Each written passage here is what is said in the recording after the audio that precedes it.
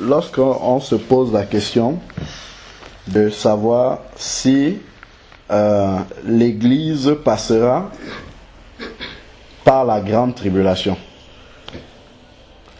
Bon. En lisant le texte justement dans Matthieu 24, lorsqu'on regarde au verset 22, bon, il relate un certain nombre d'événements qui se produiront effectivement pendant la grande tribulation. Quand on regarde le verset 15, c'est pourquoi lorsque vous verrez l'abomination de la désolation dont a parlé le prophète Daniel établi dans le lieu saint, que celui qui lise fasse attention.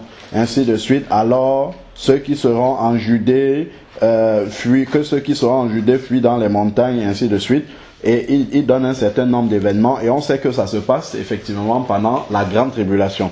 Bon, ce qui trouble maintenant et qui conduisent certaines personnes, déjà même le verset 21, qui conduit certaines personnes à croire que l'Église va passer par la grande tribulation, c'est qu'il dit ici, verset 21, « Car alors il y aura une grande tribulation, telle qu'il n'y en a jamais eu depuis le commencement du monde jusqu'à maintenant, et qu'il n'y en aura jamais plus. » Donc effectivement, le verset 21 confirme que là nous sommes en pleine grande tribulation. Et le verset 22 maintenant, donc Matthieu 24, verset 22 dit, « Et si ces jours n'étaient abrégés, personne ne serait sauvé. Mais à cause des élus, ces jours seront abrégés. » À cause des élus. Donc ça veut dire qu'il y a des élus pendant la grande tribulation. Donc c'est pour cela que justement cette sœur-là me posait la question. Elle me disait que alors ça veut dire que l'Église sera présente là sur la terre pendant la grande tribulation, puisqu'il y a des élus. Et les élus, en fait, font partie de l'Église. Selon ce qu'on lit ici. Bon, si on s'arrête là, on va dire, waouh! Ça veut dire que nous devons nous préparer à vivre la grande tribulation. Il y a encore un autre verset aussi qui peut laisser comprendre cela aussi, hein. Quand nous regardons dans Apocalypse 13, Apocalypse 13 à partir du verset 1, où il est dit, « Je vis monter de la mer une bête qui avait 10 cornes et 7 têtes, et sur ses cornes 10 diadèmes, et sur ses têtes les noms de blasphème.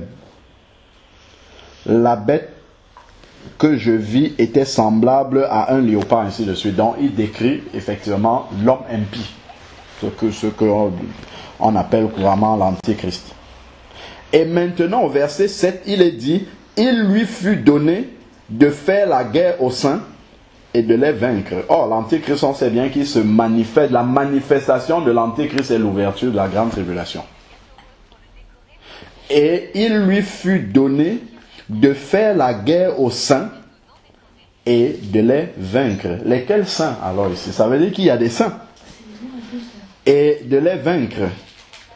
Et il lui fut donné le pouvoir sur toute tribu, tout peuple, toute langue et toutes les nations.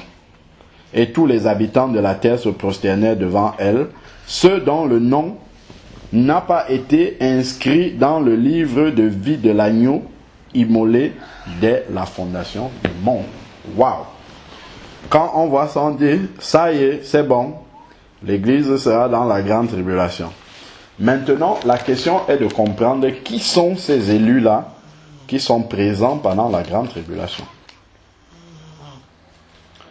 Déjà, quand nous venons dans Apocalypse 7,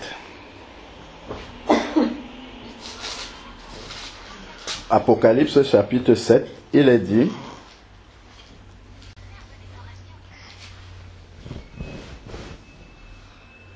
après cela, je vis 4 anges debout aux 4 coins de la terre. Ils retenaient les 4 vents de la terre, afin qu'il ne souffle pas de vent sur la terre, ni sur la mer, ni sur aucun arbre. Et je vis un autre ange qui montait du côté du soleil levant et qui tenait le sceau de Dieu, du Dieu vivant. Il cria d'une voix forte aux 4 anges à qui il avait donné de faire du mal à la terre et à la mer. Ne touchez pas la terre, ni à la mer, ni aux arbres, jusqu'à ce que nous ayons marqué du sceau le front des serviteurs de notre Dieu.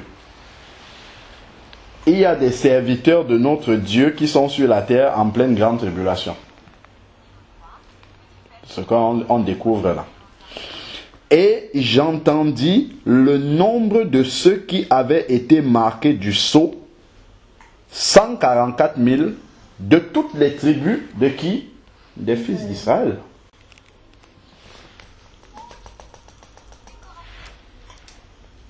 Il y a de la tribu de Juda 12 000 marqués du sceau, de la tribu de Ruben 12 000, de la tribu de Gad 12 000, d'Azer, ainsi de suite.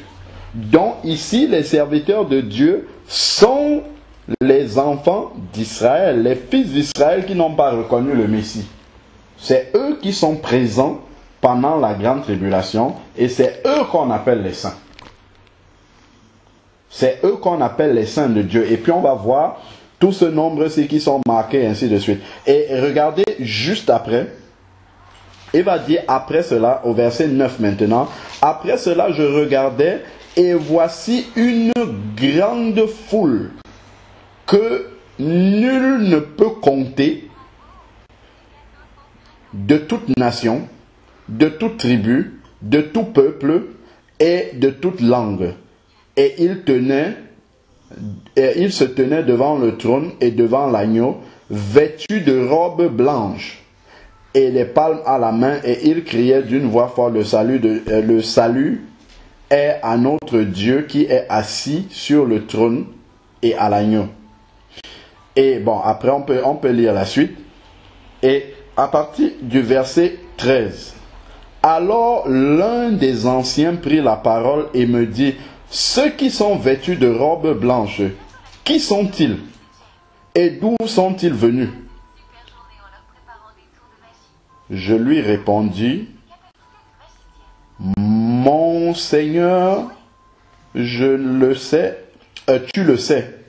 Et il me dit, ce sont ceux qui viennent de la grande tribulation et qui ont lavé leurs robes et les ont blanchis dans le sang de l'agneau. C'est pourquoi ils sont devant le trône et ils lui rendent un culte jour et nuit dans son temple. Celui qui est assis sur le trône dressera sa tente sur eux et ils n'auront plus faim, ils n'auront plus soif et le soleil ne les frappera plus, ainsi de suite. Donc en fait ici on voit que le nombre de ceux qui viennent là de la grande tribulation est incontable. C'est ce qu'on a dit, hein? On ne pouvait pas compter leur nombre. Or, le Seigneur va nous dire, quand il parle de l'enlèvement même de l'Église, si on regarde dans Matthieu 25, on nous parle de la parabole des 10 vierges. C'est l'Église. Il y a 5 qui sont enlevées, dont 5 qui sont prêtes, et les 5 autres qui sont folles. Donc, il y a un nombre fini, donc un nombre qu'on peut compter, qui sont enlevés. Donc ça contredit déjà le fait que ceux de la grande tribulation, là, ça puisse être l'Église. Parce que leur nombre est incontable. Pourtant, dans l'enlèvement, on dit qu'on a compté, on a trouvé. Il y a 5 qui sont sages, et puis 5 qui sont folles. Donc il y a un nombre qui est donné. Quand on prend également Luc chapitre 17, où le Seigneur nous dit, parlant de l'enlèvement, il nous dit qu'il en sera de même qu'au temps de Noé. Donc, alors, prenons Luc chapitre 17, verset 26, il est dit, ce qui arriva au jour de Noé, arriva de même au jour du Fils de l'homme. Les gens mangeaient, buvaient, ainsi de suite. Donc, au temps de Noé, combien de personnes ont été sauvées? 8. On sait bien, c'est un nombre fini, c'est pas un nombre incontable. Donc, 8 personnes, Noé, son épouse, ses 3 fils, et puis les femmes de ses fils. Donc, 8 personnes. Donc, on n'est pas en face ici là d'une grande foule que personne ne peut compter.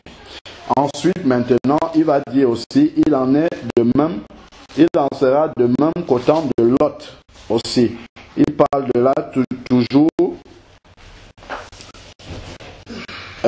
au verset 29, ici là, Luc 17, verset 29. Mais le jour où Lot sortit, verset 28, pardon. Il en sera comme au temps de Lot. Au temps de Lot, on sait bien qu'il y a eu 3 personnes qui ont été sauvées. Lot et ses 2 filles vierges. Donc ça contredit le fait qu'on puisse être à l'enlèvement avec un nombre incontable de personnes. Non, ceux qui viennent de la grande tribulation, c'est un autre contingent de personnes et ça, c'est pas l'église du Seigneur qui revient de la grande tribulation. Ensuite, maintenant, on a un verset aussi dans Apocalypse 3, verset 10, où le Seigneur parle à l'église de Philadelphie, donc l'église fidèle du Seigneur. Apocalypse 3, verset 10, où il dit, parce que tu as gardé la parole de la persévérance en moi, je te garderai moi aussi de l'heure de l'épreuve qui va venir sur le monde entier. Parce que les chrétiens ont des tribulations passagères l'un après l'autre, ou bien en même temps, tout ça. Mais l'épreuve qui vient sur le monde entier en même temps, simultanément, c'est la grande tribulation. Et il dit, je te garderai de l'heure de la tentation, de l'heure de l'épreuve, pardon, qui va venir sur le monde entier pour éprouver les habitants de la terre. Donc ça, il dit cela à l'église de Philadelphie, à l'église fidèle, ça c'est l'image de l'épouse de Christ qui va être enlevée. Donc cette épouse-là ne peut pas passer la grande tribulation. Et puis je ne vois pas quelle consolation il y aurait de passer la grande tribulation. Donc les saints dont il est question dans Matthieu 24 aussi là, on les a vus là-bas. Il y a les 12 000 là déjà qui ont été marqués du peuple d'Israël. On a vu cela. Et retournons dans Matthieu 24. On va voir comment Matthieu 24 parle exclusivement. Il parle à l'église. Parce qu'il y a l'enlèvement et la grande tribulation et le retour physique de Jésus dans Matthieu 24. Et ça, les gens ne comprennent pas. Ils se disent que tout Matthieu 24 parle de l'enlèvement de l'église. Et c'est là où on se trompe, justement. Alors, donc, il y a plusieurs événements qui sont abordés ici dans Matthieu 24. Alors, donc, il va dire, comme Jésus, je commence au verset 1, comme Jésus s'en allait au sortir du temple, ses disciples s'approchèrent de lui et lui firent remarquer les constructions. Mais il leur répondit, voyez-vous tout cela? En vérité, je vous le dis, il ne restera pas ici pierre sur pierre qui ne soit renversée. Amen. Et ça, c'est accompli en l'an 70, lorsque le temple a été détruit par les Romains qui mataient la révolte juive sous la responsabilité du général Titus. Ça, c'est accompli. C'est une prophétie que Jésus a donnée qui s'est accomplie. Alors, il s'assit sur le mont des Oliviers et les disciples vinrent en privé lui dire, dis-nous quand cela arrivera-t-il et quel sera le signe de ton avènement et de la fin du monde. Jésus répondit, prenez garde que personne ne vous séduise. Donc là, il parle aux disciples. Donc il parle à l'église ici. Nous voyons que dans l'église, le signe principal du retour de Jésus que nous sommes en train de voir partout, c'est quoi? C'est la séduction. Donc la séduction est généralisée partout. C'est ça que nous sommes en train de voir. Ici, Jésus a dit, le signe le plus important, c'est cela, c'est la séduction. Que personne ne vous séduise. Car plusieurs viendront sous mon nom en disant, c'est moi qui suis le Christ. On voit beaucoup de faux pasteurs qui disent qu'ils sont de Jésus alors qu'ils ne le sont pas. Et c'est ça, hein, c'est l'accomplissement de ça là, qui est en train de se passer là au milieu de nous. Et séduiront beaucoup de gens. Bon. Vous allez entendre parler de guerre, bruit de guerre, ainsi de suite. Bon, ça, on le voit déjà, on le voit depuis longtemps. Mais ce ne sera pas la fin. Une nation s'élèvera contre une autre nation, un royaume contre une autre nation. Il y aura en divers lieux, en divers endroits, bon, des famines, des tremblements de terre, ainsi de suite. Tout cela ne sera que le commencement des douleurs. Donc, ce n'est pas le tsunami de 2004 là qui annonce que Jésus est déjà là. Il dit que ça sera juste le commencement des douleurs. Donc, alors, on vous livrera au tourment et l'on vous fera mourir. Vous serez haïs de toutes les nations. On voit comment les chrétiens sont de plus en plus mis à l'écart, haïs et ainsi de suite. Et puis, on en parle très peu. Donc, ça, on voit comment ça commence à monter. Ça montera jusqu'à ce que vraiment l'église soit enlevée. Et puis là, l'homme impie va se manifester. Alors là, ça ne sera même plus quantifiable en termes vraiment d'agressivité et de tout ce qu'il y aura comme horreur.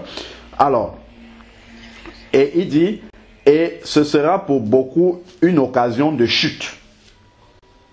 Ce sera pour beaucoup une occasion de chute. Donc plus les gens vont affirmer leur foi, plus ça va être difficile de pouvoir affirmer parce que la haine va vraiment monter. On le voit déjà dans les propos. Quand tu affirmes ta foi, on voit déjà comment la haine se déchaîne. Quand elle sera beaucoup plus, plus manifeste encore que cela, beaucoup vont abandonner la foi, d'autres vont la cacher. Il dit que ça sera une occasion de chute. Voici encore quelque chose ici qui nous concerne. Donc, alors, ils se trahiront, ils se haïront les uns les autres. Celui-là est chrétien, ainsi de suite. Bon, les gens vont commencer à se trahir. Bon, tout ça, on n'est pas encore vraiment dans le cœur même de la grande tribulation. Ça même de notre époque, hein, ça se passe déjà. Donc, plusieurs faux prophètes s'élèveront et séduiront beaucoup de gens. On est en plein dedans. Et en raison des progrès dans l'iniquité, l'amour du plus grand nombre se refroidira. Ça aussi, on voit que les chrétiens, vous faites ça, non, moi je n'en veux plus. Et puis, hop, certains abandonnent la foi à cause de tout ce qu'ils peuvent voir comme abomination, comme apostasie dans le corps de Christ. Les gens vont se dire, ah, si vous faites ça, moi je m'en vais. Mais c'est pas le comportement des hommes qui doit établir notre foi. C'est la parole de Dieu. La parole de Dieu, elle n'a pas changé. Si les hommes en font quelque chose qui n'est pas ce que le Seigneur a demandé, si quelqu'un sort de la foi parce qu'il a vu des gens le faire, il sera quand même condamné. Il est responsable devant Dieu. C'est la parole de Dieu qui doit lire et non voir ce que les hommes font et dire, ah, moi je ne crois pas parce que les hommes font ceci, cela. Non, pas du tout. Donc, voilà. Ensuite, il dit cette bonne nouvelle du royaume sera prêchée dans le monde entier pour servir de témoignage à toutes les nations. Ça, c'est le rôle que nous devons faire. Alors viendra la fin. Donc, il a donné un ordre de tout ce qui va se passer. Maintenant, il dit, alors viendra la fin. Point.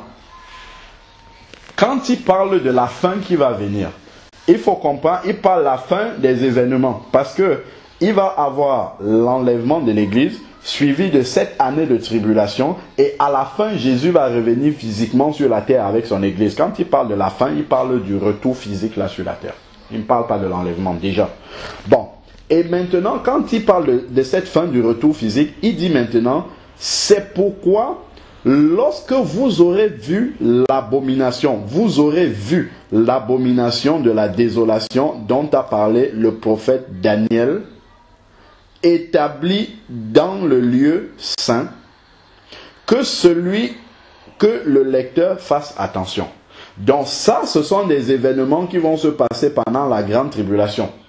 Et le Seigneur est vraiment miséricordieux parce qu'il savait que son peuple le peuple terrestre physique là. Les Juifs devaient rejeter le Messie et donc ne devaient pas reconnaître le Nouveau Testament.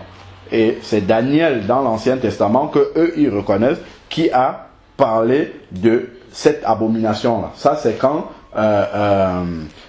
comment dire, l'homme impie va venir faire installer sa statue dans le lieu, dans le temple qui aura été reconstruit en Israël, là-bas sur l'esplanade des mosquées.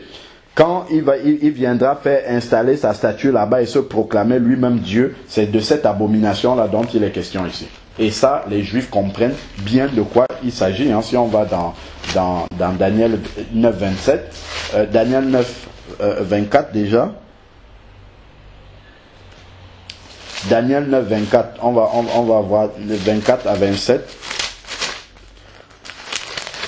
On voit de quoi il parle. Et puis on a lu aussi dans Daniel 11, on va voir ça. Déjà, ici, là, dans Daniel 9, 24, il est dit 70 semaines. Donc, ce sont des périodes de 7 années. Une semaine, c'est une période de 7 ans. 70 semaines ont été fixées sur ton peuple, et sur la ville sainte, Jérusalem, pour faire cesser les crimes et mettre fin au péché, pour expier la faute et amener la justice éternelle. Donc ça, c'est 70 semaines après, donc à partir du moment où Daniel se trouvait là à Babylone, jusqu'à la fin. Donc pour que la justice éternelle arrive, ça c'est vraiment quand Jésus va revenir sur la terre.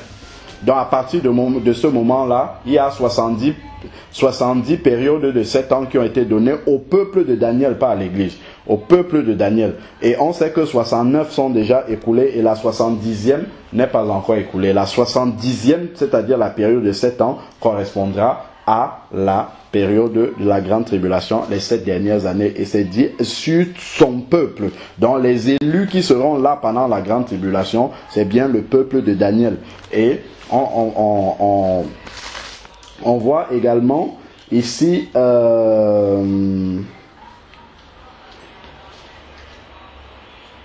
à partir du verset, j'essaye de gagner du temps. Excuse-moi, quand tu dis le peuple d'Israël, le peuple de Daniel, tu parles d'Israël? Oui, le peuple de Daniel, puisque Daniel est hébreu. Alors, dans verset 27 ici, là, il dit, bon, il parle du dévastateur. Hein. Bon, continuons la lecture. Pour accomplir la vision et la prophétie, je suis à la suite du verset 24, et pour oindre le Saint des Saints. 70 semaines, pour oindre le Saint des Saints. Le Saint des Saints, c'est Jésus qui va revenir physiquement. Il y avait 70 périodes de 7 ans qui avaient été données. On sait que 69, si vous lisez bien le chapitre, 69 sont déjà accomplis. D'ailleurs, il va le dire là tout à l'heure. Donc, prends donc connaissance et comprends. Depuis la promulgation de la parole, disant de rétablir et de construire Jérusalem jusqu'au prince Messie, il y a 7 semaines, dans cette période de 7 ans, et dans 62 semaines, les places et les fossés seront rebâtis. Vous faites 62 plus 7, vous trouvez 69. Donc il reste une semaine qui reste. Mais en des temps d'angoisse. Donc c'est pour ça qu'il reste une semaine. Et cette semaine-là correspond à la période de cette année de tribulation. Et c'est pour ça que ce sont les Juifs, effectivement, qui seront les élus de ce moment-là. En tout cas, ceux qui auront été marqués du sceau. Et on va voir à qui ils correspondent de cela. Alors, donc après, verset 26, après 62 semaines, un Messie sera retranché et il n'y aura personne pour lui.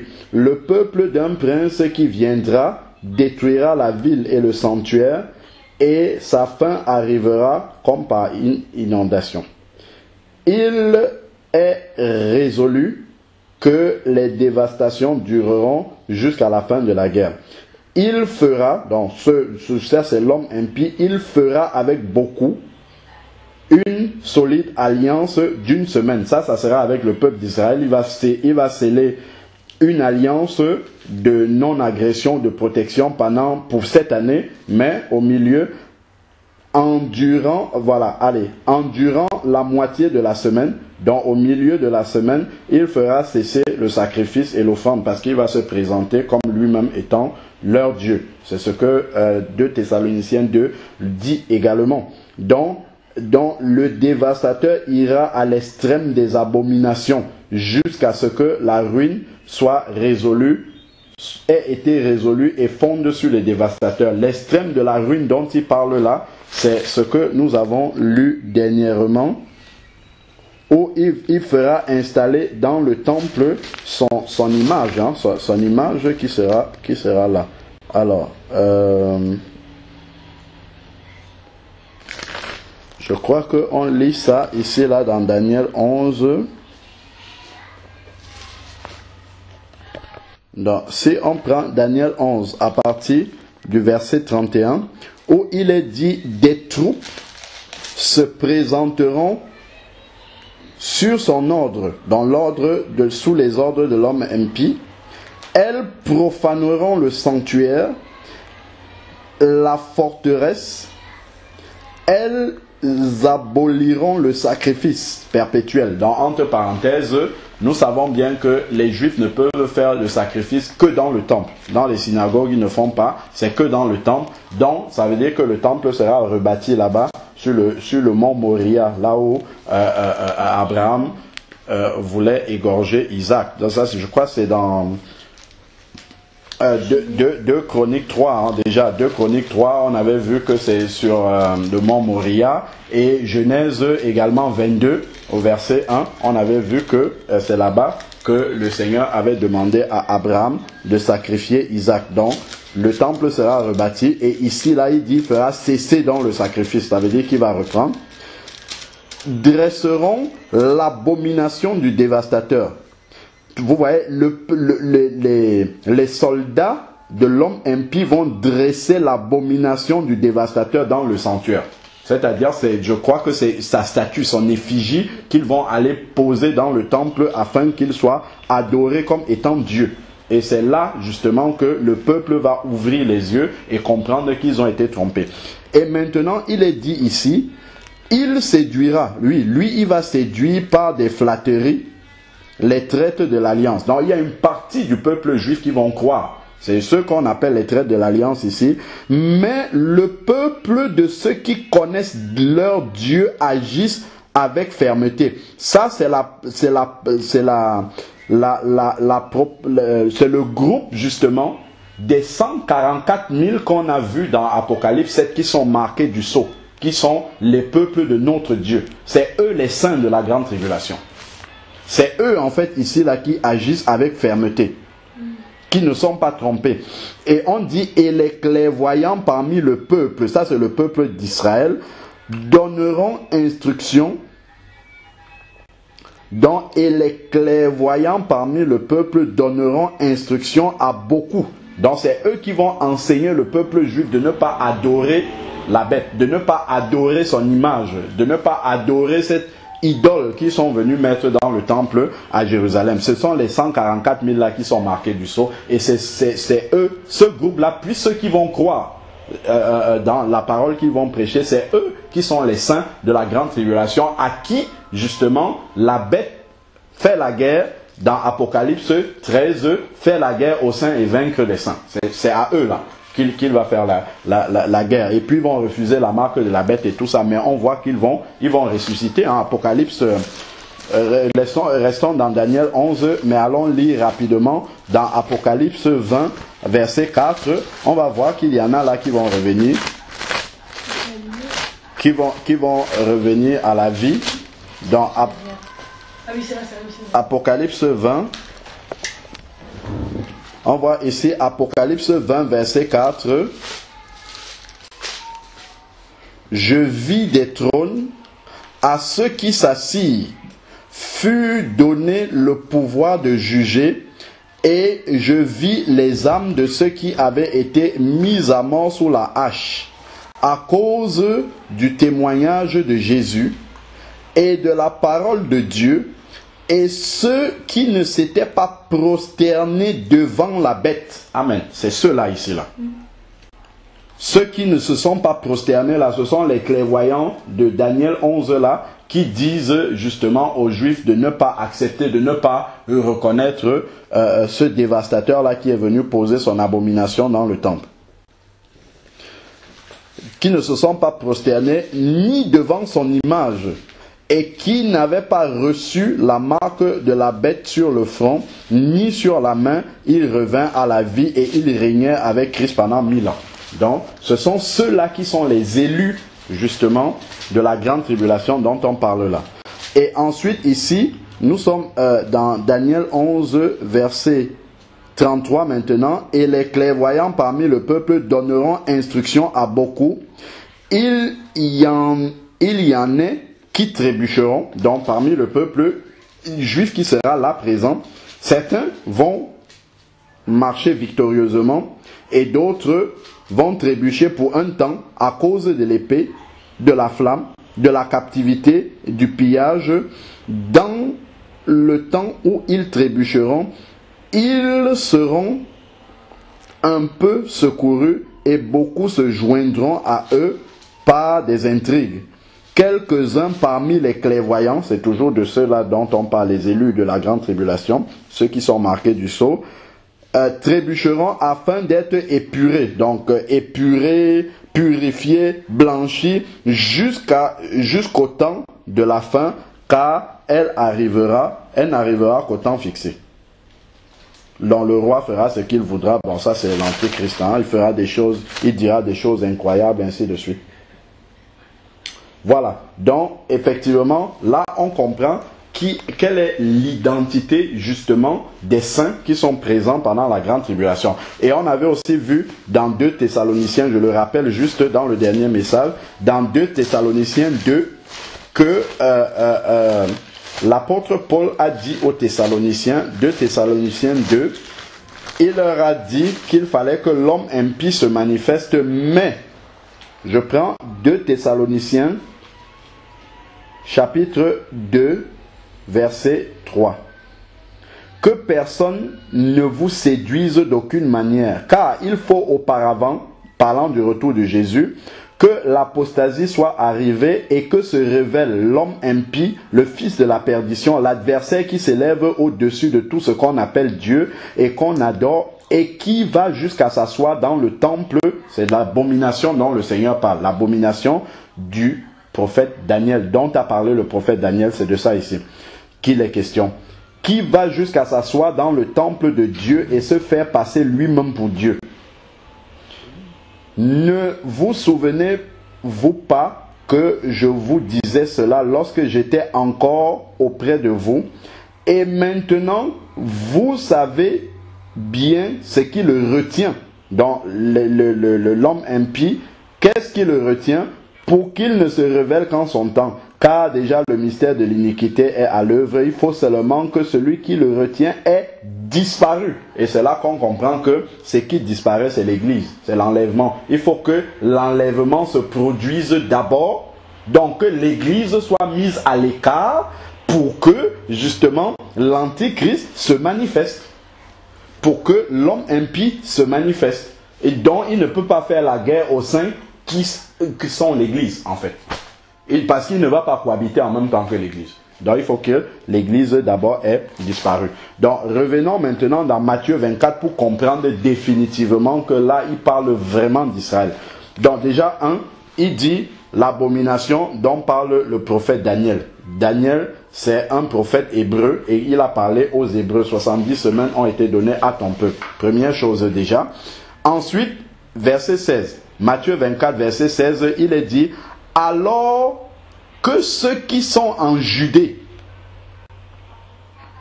fuient dans les montagnes. Ça, c'est pendant la grande tribulation. Que ceux qui sont en Judée fuient dans les montagnes. Mais est-ce que tous les chrétiens sont en Judée? Pas du tout. Les chrétiens sont disséminés aux 4 coins de la terre. Si les chrétiens étaient présents pendant la grande tribulation sur la terre, ils devaient donner des exhortations générales pour tout le monde. mais il ne devait pas préciser la Judée. S'il précise la Judée, ça veut dire que ça s'adresse aux Juifs, parce qu'on sait que, justement, le peuple juif est en train de retourner en Israël maintenant. Ils font leur aliyah, donc ils seront concentrés là-bas. Donc c'est pour ça que le Seigneur leur donne des instructions pendant la grande tribulation. Donc il parle vraiment aux Juifs, mais vous ne trouverez nulle part dans la Bible des instructions pour l'Église pendant la grande tribulation, tout simplement parce que l'Église ne sera pas présente sur la terre. Donc il dit que tous ceux qui seront en Judée fuient dans les montagnes. Que celui qui sera sur la terrasse ne descende pas pour prendre ce qui est dans sa maison. Et que celui qui sera dans les champs ne se retourne pas pour prendre son vêtement. Malheur aux femmes qui seront enceintes et qui allaiteront pendant ces jours-là. Priez pour que votre fuite n'arrive pas en hiver, ni un jour de sabbat. Ça marque mon attention également.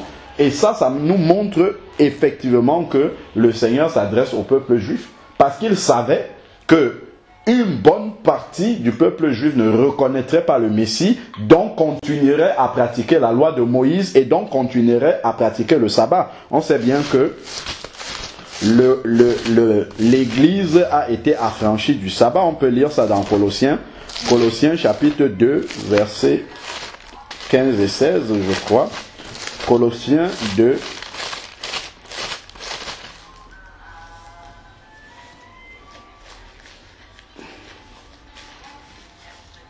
Alors non, ça je suis. Colossiens 2, verset 16, il va dire: ainsi donc que personne ne vous juge à propos de ce que vous mangez et que vous buvez, ou pour une question de fête, de nouvelle lune et de sabbat.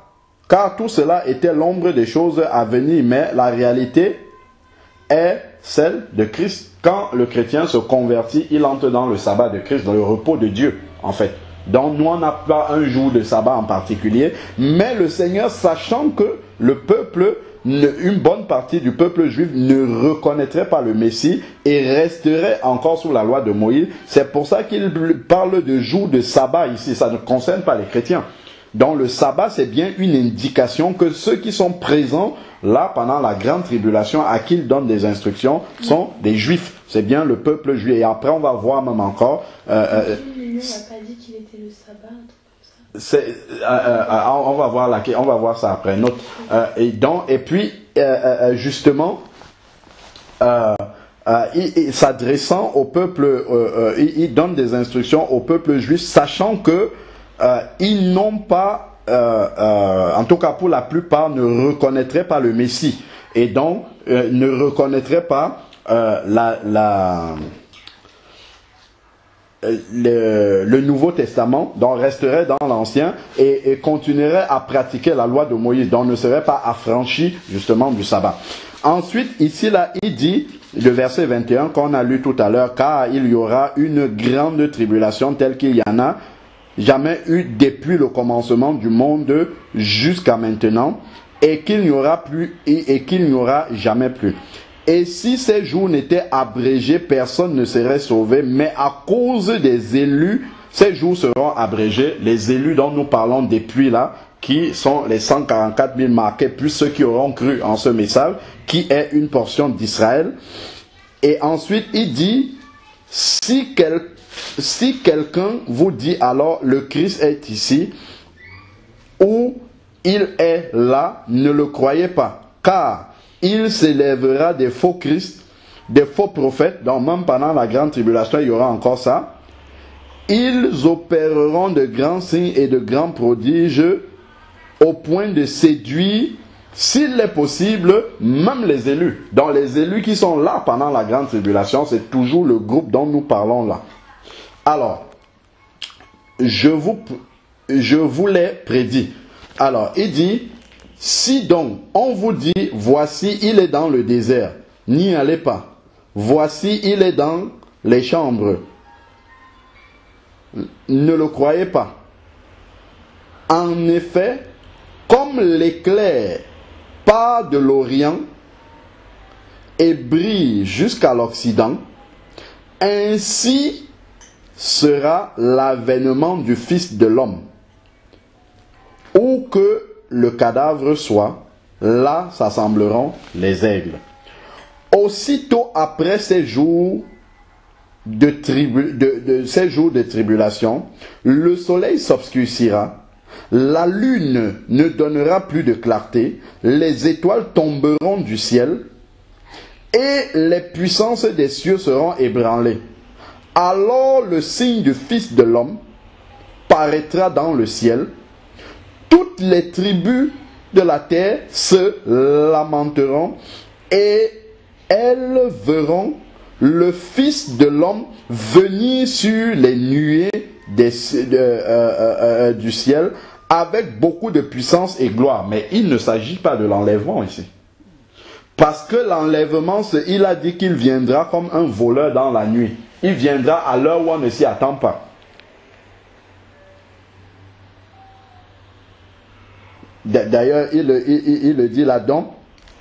Pourtant, ici, là, ce sont des signes clairs. Quand on voit le ciel s'assombrir, le soleil s'obscurcit, et ainsi de suite. Là, ce sont des signes manifestes du retour physique. Et là, tout le monde le verra. La preuve, c'est dans Daniel 12. On a lu Daniel 12 la dernière fois, où on a dit que le Fils de l'homme viendra et ils vont reconnaître celui qu'ils ont percé. Daniel 12, là, il sera visible. Mais par contre, pour l'enlèvement, 1 Thessaloniciens 4, 1 Thessaloniciens 4 de 13 au verset 18, le son de la trompette va sonner et ceux qui ont l'Esprit de Dieu en eux vont entendre le son de la trompette et vont disparaître instantanément.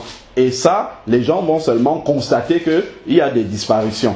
Mais là, ici, après 7 années de tribulation, là, le Fils de l'homme va revenir de façon visible. Et là, il y aura des signes annonciateurs, des signes précurseurs, manifestes justement du retour physique de Jésus sur la terre. Pas avant. Alors, donc, et puis il est dit, toutes les tribus se lamenteront et elles verront le Fils de l'homme venir sur des nuées. Pendant l'enlèvement, quand le Seigneur viendra sur les nuées, personne ne le verra, à part l'Église qui entendra le son de la trompette et qui montera. Donc ici, il ne s'agit pas de l'enlèvement, mais du retour physique de Jésus. Il enverra ses anges avec les trompettes retentissantes et ils rassembleront ses élus des 4 vents.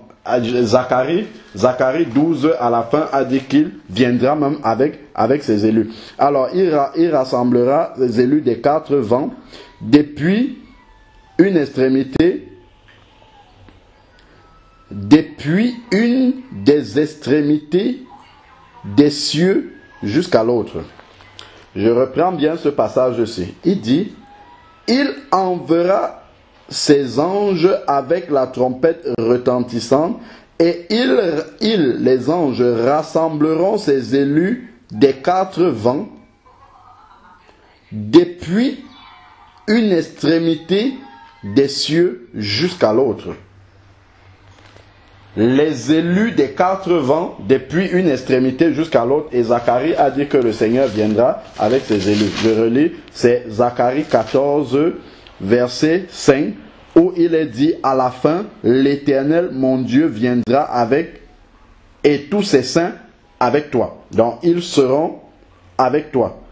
L'Éternel, mon Dieu, viendra, Zacharie 14, verset 5 à la fin, l'Éternel, mon Dieu, viendra et tous ses saints seront avec toi. Donc les anges rassemblent les élus d'un coin du ciel à l'autre, pas sur la terre. Ça, c'est ceux qui sont déjà enlevés. C'est eux qui reviennent avec le Seigneur sur la terre. Donc on les rassemble pas sur la terre, mais dans le ciel. C'est ce que nous sommes en train de lire et vraiment d'être éclairés encore par le Seigneur ici là, d'une extrémité des cieux à l'autre. Parce que les élus qui sont sur la terre ne sont pas dans le ciel en même temps. Alors, donc, recevez l'enseignement de la parabole de figuier dès que les branches deviendront tendres. Bon, après là, il parle des signes d'Israël de même. Alors, de même, vous aussi, quand vous verrez tout cela, sachez que le Fils de l'homme est proche, ainsi de suite. Le ciel et la terre passeront, mes paroles ne passeront pas. Pour ce qui est du jour et de l'heure. Et après maintenant, à partir du verset 37, il commence à parler de l'enlèvement. D'ailleurs même du verset 36. Quand il dit du jour et de l'heure, là maintenant il va parler de l'enlèvement. Il dit, pour ce qui est du jour et de l'heure, personne ne connaît ni les anges dans les cieux, ainsi de suite. Et il dit, comme au jour de Noé, ainsi sera-t-il de l'avènement du Fils de l'homme. Car dans les jours qui précédèrent le déluge, les hommes mangeaient, buvaient, ainsi de suite. Donc c'est un événement soudain. Mais un événement soudain ne s'accorde pas avec tous les signes qu'il a donnés. Aussitôt le ciel s'obscurcira, il y aura ça, ça, ça. Et après, on verra le signe de l'homme. Donc, en fait, il s'agit de deux événements différents. Le premier, où il a donné les signes précis dans le ciel, les cieux seront ébranlés, les puissances, ainsi de suite. Ça, c'est le retour physique. Mais ici, quand il parle du temps de Noé, où Noé est entré tranquillement dans l'arche et que les gens ont découvert seulement après, là, il parle de l'enlèvement de l'église. Donc, les deux événements sont contenus dans le même texte. Donc, il faut faire attention. C'est pour ça que les gens se mélangent les pinceaux et ils ne comprennent pas exactement à quel moment il parle de l'enlèvement, à quel moment il parle du retour physique, à quel moment il parle de la grande tribulation, ainsi de suite. Et ensuite, maintenant, et ils ne se doutèrent de rien, verset 39, jusqu'à ce que le déluge vienne et les emportèrent tous. Et il en sera de même à l'avènement du Fils de l'homme. Alors de deux hommes qui seront dans un champ, l'un sera pris et l'autre laissé. Donc ça, c'est pas ce qui se passe là lors du retour physique. Là, c'est vraiment de l'enlèvement. Un est pris, l'autre est laissé, et ainsi de suite. Alors, de deux femmes qui moudront à la meule, l'une sera prise et l'autre laissée. Il dit, veillez donc, puisque vous ne savez pas quel jour votre Seigneur viendra. Sachez bien, si le maître de la maison savait à quelle heure à quelle veille de la nuit le voleur doit venir, il veillerait et ne laisserait pas percer sa maison. C'est pourquoi vous aussi tenez-vous prêts, car le Fils de l'homme viendra à l'heure où vous ne vous y attendrez pas. Vous n'y penserez pas. Donc ça sera soudain, l'enlèvement. Mais par contre, une fois que l'église est enlevée, il y aura une série d'événements qui dureront 7 ans. On pourra compter, on pourra savoir pour le retour physique sur la terre. Donc c'est pour ça que il faut vraiment bien comprendre le texte de Matthieu 24. Et maintenant, pour terminer, pour préciser encore, là, on a vu toutes les indications qui montraient que les élus dont il est question dans Matthieu 24, on parle bien. Le Seigneur Jésus s'adresse au peuple d'Israël. On a vu également les 144 000 qui sont marqués du sceau et leur travail pendant la grande tribulation dans Daniel 11. On peut voir maintenant aussi des versets bien précis qui parlent de la grande tribulation pour le peuple juif, c'est-à-dire les temps d'angoisse de Jacob. Et ça, on voit ça dans Jérémie 30. Et puis on va finir par là. Qui montre vraiment que c'est ce peuple-là qui seront là, hein, mais qui seront sauvés à la fin pour ceux qui reconnaîtront celui qui l'a percé, et celui qui l'a percé dans Zacharie 12, hein, tel qu'on a vu. Donc ce ne sont pas les élus de l'épouse de Christ qui sera encore sur la terre pendant la grande tribulation. Donc finissons avec Jérémie chapitre 30. Donc déjà ici, il dit le retour de la captivité. On sait déjà que le peuple a été dispersé sur la face du monde entier depuis la destruction du temple en 70 et est en captivité dans les nations. Un des signes précurseurs de l'avènement du Seigneur, c'est les Juifs qui retournent dans leur pays, ce qu'ils appellent l'Aliyah. Ça, c'est un des signes les plus frappants que personne ne peut discuter. Alors, ici, verset 1, la parole qui fut adressée à Jérémie de la part de l'Éternel en ces mots. La parole qui fut adressé à Jérémie de la part de l'Éternel en ces mots. Ainsi parle l'Éternel, le Dieu d'Israël, écrit dans un livre toutes les paroles que je t'ai dites. Voici que les jours viennent, oracle de l'Éternel, où je ferai revenir les captifs. Donc ça, ce sont des événements qui sont relatifs à la fin des temps déjà. Je ferai revenir les captifs, ça c'est le peuple qui a été en diaspora mondiale, dispersé dans le monde. Les captifs de mon peuple d'Israël et de Juda, dit l'Éternel. Je les ferai revenir dans le pays que j'ai donné à leur père et ils en prendront possession. Donc ça ne sert à rien tous les chefs d'État qui s'allient pour dire on va rayer Israël de la carte du monde. En fait, ils combattent l'Éternel sans le savoir. Ils n'y arriveront jamais. Le Seigneur a dit, ils en prendront possession. Personne ne pourra déposséder Israël de son territoire parce qu'ils sont sur le territoire des pères. Et c'est le Seigneur qui est garant de cela. Il le dit ici, là, dans sa parole.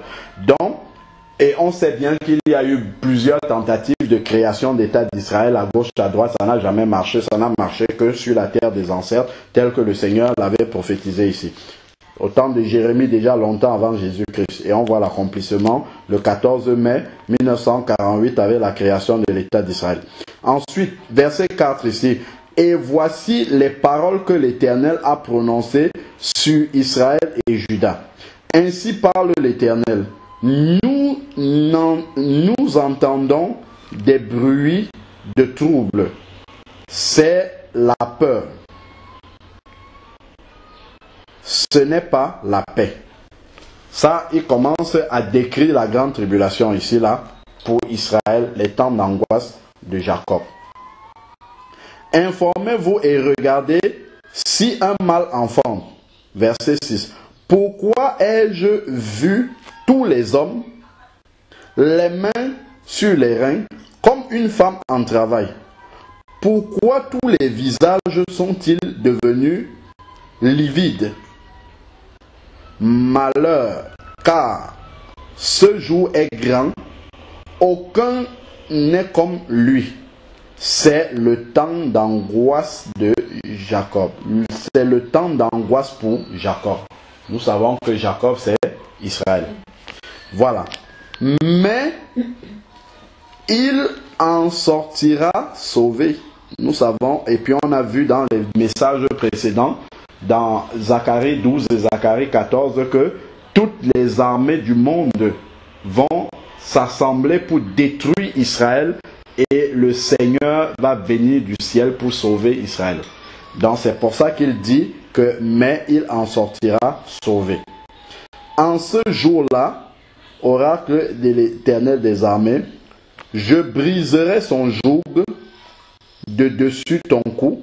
Je briserai son joug de dessus son cou. J'arracherai tes liens et des étrangers ne t'asserviront plus.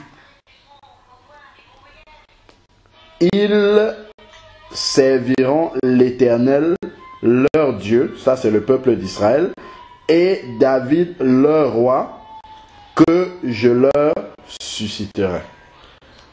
Il y a un aveugle que Jésus, qui passait, qui était assis par où Jésus passait, et il disait, qu'est-ce qu'il disait? Fils de David, sauve-moi. Donc, Jésus est un descendant de David, et ici, ça, quand il dit et David, leur roi, en fait, ici, il parle de Jésus. Ceux qui vont reconnaître Jésus à la fin, et Jésus va régner pendant 1000 ans à partir de Jérusalem, le règne messianique du Seigneur. Donc Jésus sera véritablement le roi des Juifs. Restauration de ce qui voulait l'être. Parce que quand Jésus est mort, ils ont écrit sur sa croix, quand il était sur la croix, ils ont écrit Jésus le roi des Juifs, mais ils faisaient ça pour le narguer, mais en réalité, c'était vrai, et là, ça sera manifeste véritablement au moment où ils reconnaîtront celui qu'ils ont percé à la fin, comme nous dit Zacharie 12. Donc, c'est pour ça quand il dit et David, leur roi, que je leur susciterai. Ici, nous sommes dans Jérémie, David, c'est dans Samuel, là-bas, c'est passé déjà. Donc, quand il dit David, leur roi que je leur susciterai, c'est une image prophétique, en fait, de Jésus qui sera le roi d'Israël pendant la période de 1000 ans de règne sur la terre. Ensuite, il dit, et toi, mon serviteur Jacob, sois sans crainte, Israël. Ne tremble pas, Israël. Car voici, je te sauve de la terre lointaine. Il va prendre les captifs de plusieurs territoires dans le monde, de partout, et ta descendance du pays où elle est captive. Jacob reviendra et il jouira du repos et de la tranquillité. Donc il commence déjà à annoncer des temps messianiques, parce que depuis qu'ils sont rentrés en 48, c'est pas la tranquillité du tout, c'est la guerre toujours au Proche-Orient, mais le Seigneur annonce qu'il y aura la tranquillité. Pourquoi? Parce que David, leur roi, qui est en réalité le Messie, le prince de paix, reviendra pour établir la paix là-bas, après les temps d'angoisse de Jacob qui représente la grande tribulation. Alors, donc ensuite, ils vivront à ce moment-là en tranquillité pendant le règne messianique. Il n'y aura personne pour le troubler. Pour l'instant, il y a tellement de pays qui viennent troubler Israël. Donc, il n'y aura plus personne bientôt, lorsque le prince de paix sera revenu, pour troubler encore Israël. Car je suis avec toi. Pour te sauver, j'exterminerai toutes les nations parmi lesquelles je t'ai disséminé. Les nations parmi lesquelles Israël était parti en déportation et dont ils sont en train de revenir sont les nations qui vont s'assembler pour combattre Israël à la fin, comme on a vu dans Zacharie 14, et le Seigneur descendra pour détruire toutes ces nations-là. C'est ce qu'il confirme encore ici dans Jérémie 30, verset 11. Mais toi, je ne t'exterminerai pas. Je te punirai selon le droit. Je ne puis t'innocenter. Dont la grande tribulation est aussi un châtiment de l'Éternel sur Israël qui a rejeté le Messie. Voilà. Ça, c'est clair. Il le dit ici, je te punirai selon le droit. Et je ne puis pas t'innocenter. Donc voilà un peu également une révélation. On va voir les renvois qu'il y a par rapport à cela.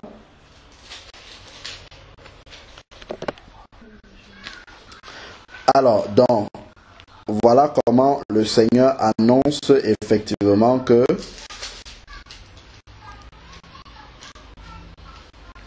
il punirait selon le droit. Et ça, c'est pour ça que Israël, en tout cas la partie d'Israël qui n'a pas reconnu encore le Messie, passera par la grande tribulation afin de pouvoir reconnaître le Messie.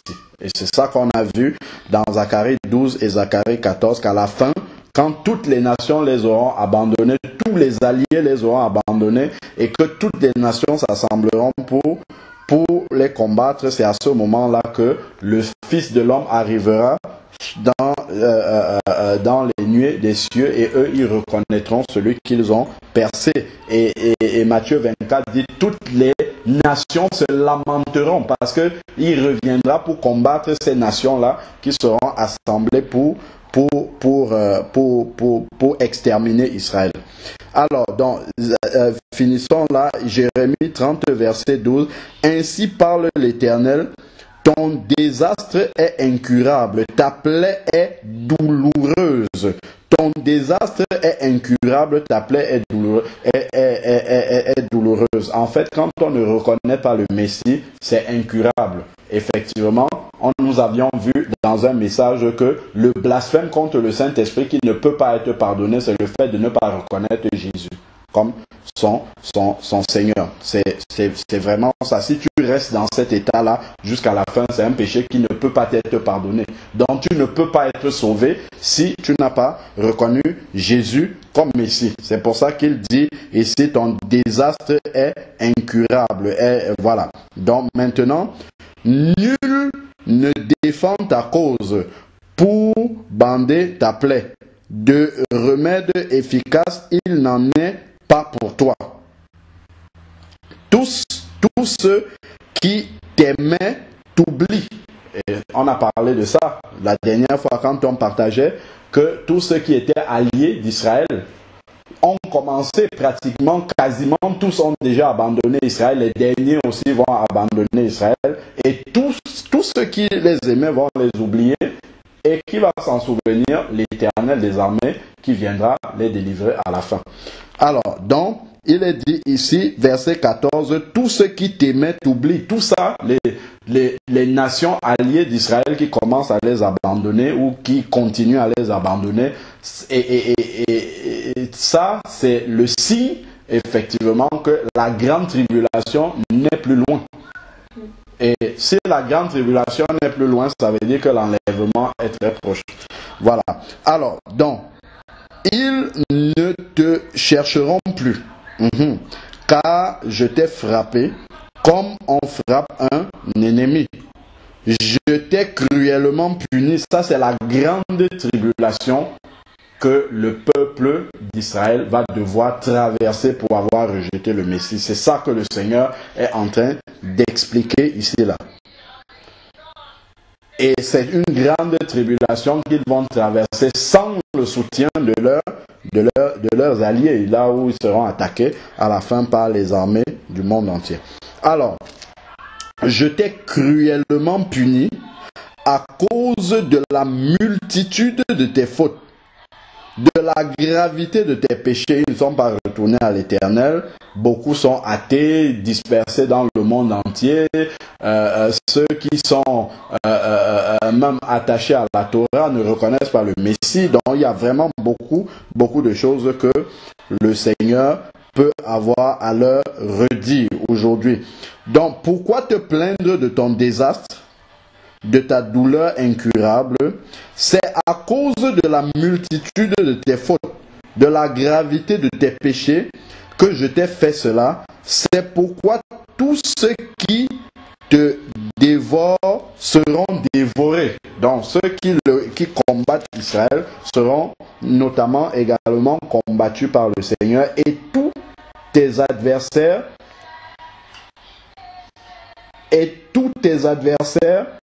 tous iront en captivité. Ceux qui te saccagent seront saccagés, et j'abandonnerai au pillage tous ceux qui te pillent. Donc, tous ceux qui attaquent Israël, qui sont antisémites, tout cela, ils s'attaquent au Seigneur directement. Voilà les versets qui sont en train de le dire. Ça, c'est clair qu'il n'y a même pas à discuter là. Car je te rétablirai. Effectivement, le Seigneur annonce la guérison d'Israël qui viendra à la fin de la grande tribulation. Et si on lit également la prophétie des ossements desséchés d'Ézéchiel 37, en fait, c'est la reconstitution de la maison d'Israël jusqu'à ce que l'Esprit revienne sur les ossements desséchés, qui est lorsque Israël retournera au Seigneur à la fin. Voilà. Donc ensuite, il dit, car je te rétablirai, je te guérirai. Je suis au verset 17 de Jérémie 30. Je te guérirai, puisqu'il t'appelle la bannie, c'est Sion, celle que nul ne recherche.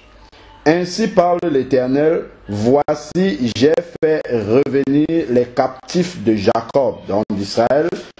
J'ai compassion de ses demeures, la ville sera rebâtie. Bon, ça on le voit déjà dans les... aujourd'hui, hein, le pays d'Israël est resté désertique pendant toute la période de la captivité depuis 70 jusqu'à ce qu'ils reviennent en 48 là, et puis recommencent à reconstruire des villes comme Tel Aviv et tout ça, qui sont entièrement rebâti sur les ruines des anciennes villes bibliques que nous voyons là. Alors, les donjons seront rétablis et ensuite le lieu qui lui revient de droit. Du milieu d'eux s'élèvera la louange. Donc ça, c'est la reconnaissance maintenant de l'Éternel. Du milieu d'eux s'élèvera la louange et la voix de ceux qui les guettent. Je les multiplierai et ils ne dénueront pas. Je les glorifierai et ils ne seront pas amoindris. Ces fils seront comme autrefois. Donc, ce peuple-là qui adorait le Seigneur autrefois, ça reviendra, mais une fois qu'ils auront reconnu le Messie, et sa communauté se maintiendra devant moi, et j'interviendrai contre tous ses oppresseurs. Comme il a déjà dit, son chef sera issu de son sein, son dominateur sortira du milieu de lui, et je le ferai approcher, et il s'avancera vers moi, car quel est celui qui engagerait son propre cœur pour s'approcher de moi? Vous serez mon peuple et je serai votre Dieu. Voici la tempête de l'Éternel, la fureur se déchaîne. L'orage se concentre, il tournoie sur la tête des méchants. La colère ardente de l'Éternel ne se détournera pas jusqu'à ce qu'il ait accompli et exécuté les desseins de son cœur. À la fin des temps, vous en aurez l'intelligence. Donc, dans une autre version, il dit à la fin des temps, vous comprendrez cette prophétie-ci. Donc, cette prophétie-ci est relative à la fin des temps pour Israël.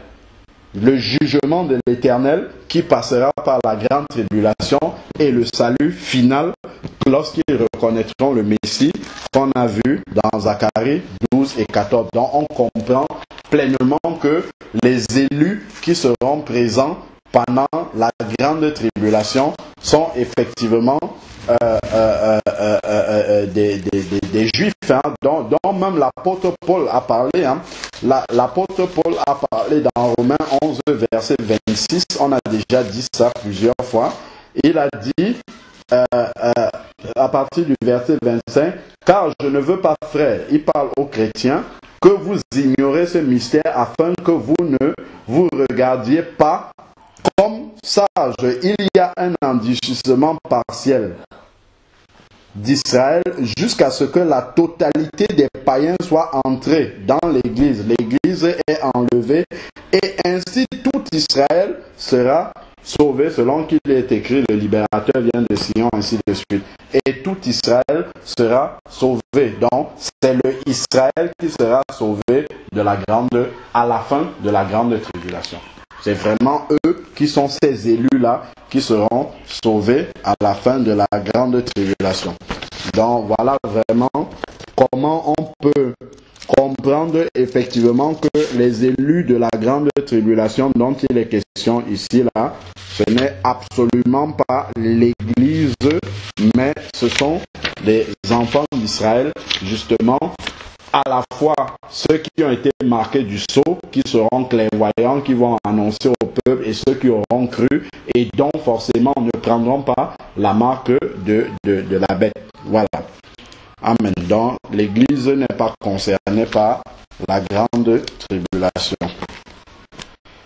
Seigneur Père, nous voulons encore te rendre grâce pour la précision de ta parole.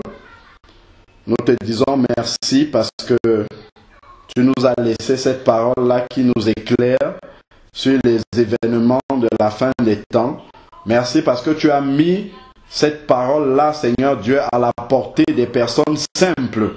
Seigneur Dieu, nous ne sommes rien, nous n'avons vraiment rien dans ce monde qui puisse nous donner le privilège de connaître des vérités aussi grandes monde, Seigneur Père, lorsque nous voyons les puissants de ce monde, Seigneur Dieu, qui se battent pour essayer d'établir la paix, d'essayer de faire des choses, Seigneur Père, de se battre pour arriver à des résultats, Seigneur Dieu, mais quand nous regardons ta parole dans la simplicité, avec l'intelligence que toi tu nous donnes, Seigneur Père, nous avons une lecture correcte, complète.